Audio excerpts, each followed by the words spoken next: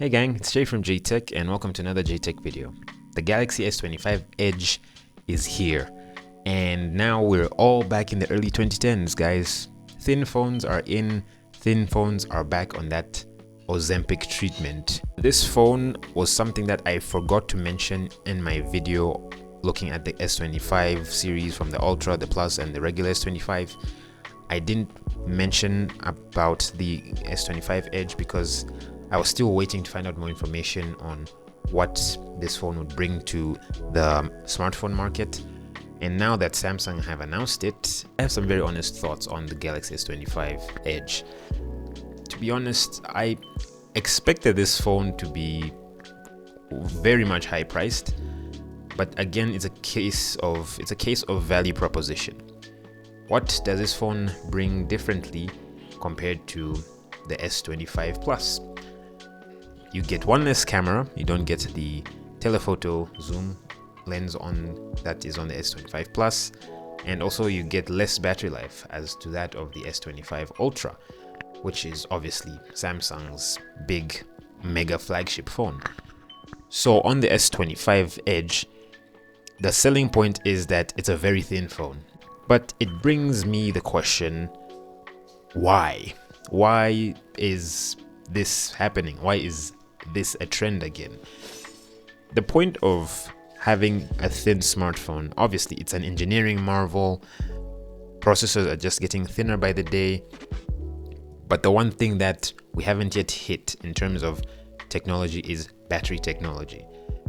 You're going to have to sacrifice battery technology all for the sake of aesthetics.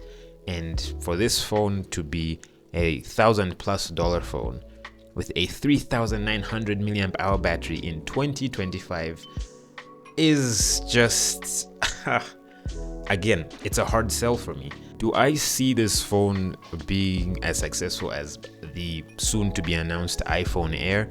Probably not. I don't think it will, because we are reaching a point with smartphones where we're asking ourselves, what's the grand purpose of this phone in terms of my daily life? How will it improve my daily life? But now we're going back to the way it was in like 2011, 2012, 2013, when we had smartphones like the Huawei SNP6, which at the time boasted to be the thinnest smartphone ever. We had the iPhone 6 Plus being the thinnest smartphone at some point, and we all know what happened with that phone and all the problems that came with it. But that was 11 years ago. Technology has improved, productivity has improved, and we've discovered new ways of just making these smartphones more efficient, more user-friendly. But do you see where I'm going with this, with the S25 Edge? Why do we need an S25 Edge? Why don't you just get the regular S25, or maybe even the S25 Plus, or even just for literally $100 more, just get yourself the super flagship S25 Ultra, and you have all the cameras you need, all the Galaxy AI shenanigans that you need. Well, this is mostly the shareholders' phone. Personally speaking, I think this is a shareholders' phone in the sense that the smartphone market has been stale for such a long time, and Samsung themselves have been very, very lackluster in terms of their offerings. We've seen how they've botched the One UI 7 launch. Still a few phones there that are still in the woods about whether or not their expensive phone from 2 to 3 years ago is going to get the Android 7 update on time, or should I say One UI 7 update. But this is a phone that is there just to tick up the stock numbers. Now, we all know that Samsung don't necessarily make money on the S series phones. They make money on the A series phones because those are like some of the highest best-selling phones every year out there. But the S25 Edge is probably just a testing point to see whether or not the market will respond well to having slim phones. Personally, I just want small phones back. I want sub 6-inch phones back, like the Galaxy S8, Galaxy S9 level of small phones. That's the level of cutting edge technology that I need. Silicon carbon batteries are in. You can put gigantic batteries in a very small form factor. But sales numbers don't lie. People don't want small phones anymore. They want bigger phones with bigger batteries. But there's still people out there who really want small phones. And the S25 Edge is nowhere close to being a small phone. It's a very thin phone in the same footprint as the Galaxy S25 Plus. but with less cameras and less battery life. So if you want me to talk about the specs, it's obviously the same specs as you get with the S25 Ultra, the Snapdragon 8 Gen 4. You get 12 gigs of RAM, a base storage of 256 gigs with 512 option as well, Galaxy AI on board.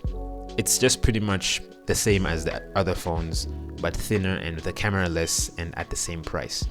So as a value proposition, who wants this phone? Is there a consumer out there who wanted a slim phone?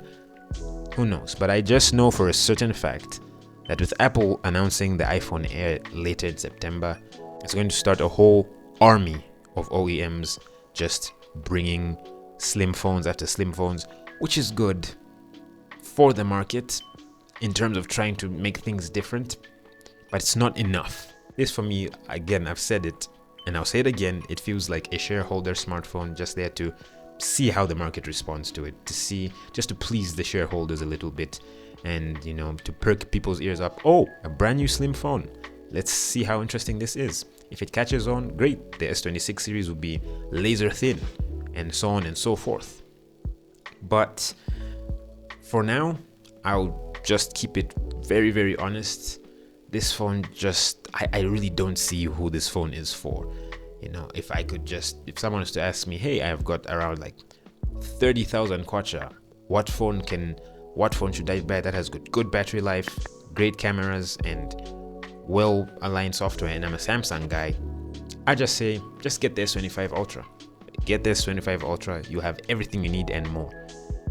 If you're going to get the S25 Edge for 30,000 kwacha, and that's just like less of a phone in terms of features, but it's slimmer, then I don't know where priorities lie. Personally, this phone just doesn't feel like, it's not a step forward in terms of the next step of Galaxy S phones. It's just, you know, it's just like, hey, let's just refresh our series. Here's the S25 Edge. See how you like it. If you like this phone, we're going to, you know, improve on that in the next S26 phones next January. But yeah, I just feel like this is Samsung responding to the rumors of the upcoming iPhone Air, and we're going to see what that will also bring to the market. Again, value proposition on these recent big releases that are not mid-range phones have been relatively hit or miss. The iPhone 16e, I said, and many people say, is just the worst value new iPhone there is right now. The S25 Edge also seems and also feels like the worst value new Galaxy S phone right now. So yeah, guys, what do you think of the S25 Edge? Are you impressed by it? Are you excited for slim thin phones to be back again? Do you want slim thin phones to be back again? Let me know in the comment section down below. Once again, guys, thank you so much for watching this video. If you like this video, hit the like button, and if you want to see more videos like this, hit the subscribe button, and if you do not want to miss any upload on JTech, hit the bell icon down below. It's been Jay from JTech. Talk to you guys next time.